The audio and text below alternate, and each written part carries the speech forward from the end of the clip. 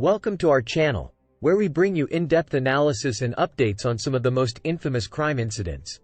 Today, we'll be discussing the real-life murder incident surrounding the infamous Freddy Krueger murders. The Freddy Krueger murders refer to a series of brutal murders that took place in Springwood, Ohio, in the 1980s. The killer, known as Freddy Krueger, was a child killer who was burned alive by a group of parents seeking revenge for his crimes. However, Krueger's spirit returned to haunt and kill the children of those who had burned him alive, using their dreams as a gateway to their lives. While the story of Freddy Krueger is a fictional one, it is believed to be loosely based on a real-life incident that occurred in California in the 1970s.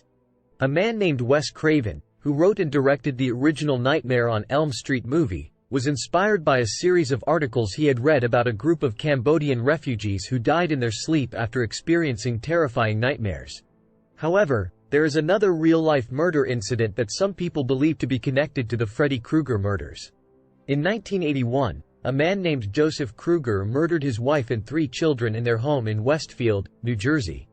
Krueger's surname is spelled differently from Freddy Krueger, but some people believe that the similarity is too close to be a coincidence. Joseph Krueger was a computer programmer who had recently lost his job and was going through financial difficulties. He had a history of mental illness and was known to have a fascination with horror movies, including the Nightmare on Elm Street series. After murdering his family, Krueger attempted to take his own life but was unsuccessful. Krueger's trial was highly publicized and became known as the Freddy Krueger trial. Many people drew connections between the fictional character and the real-life murderer, despite there being no direct evidence to support such a connection. Some even speculated that Krueger was attempting to emulate the character's actions.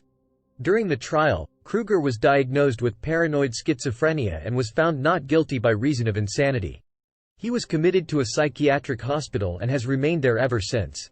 While there is no concrete evidence to support a direct connection between the Freddy Krueger murders and any real-life incidents, the fact that the story was inspired by true events and that there are similarities between the name Krueger and Krueger has led some people to speculate about a possible connection. Regardless of whether or not there is any truth to these theories, the Freddy Krueger murders remain a chilling and iconic part of horror movie history. The case of Joseph Krueger serves as a tragic reminder of the devastating consequences of mental illness and the importance of seeking help when experiencing psychological distress. Our thoughts go out to the victims of the Freddy Krueger murders and their families. Thank you for watching, and stay tuned for more updates on crime and justice.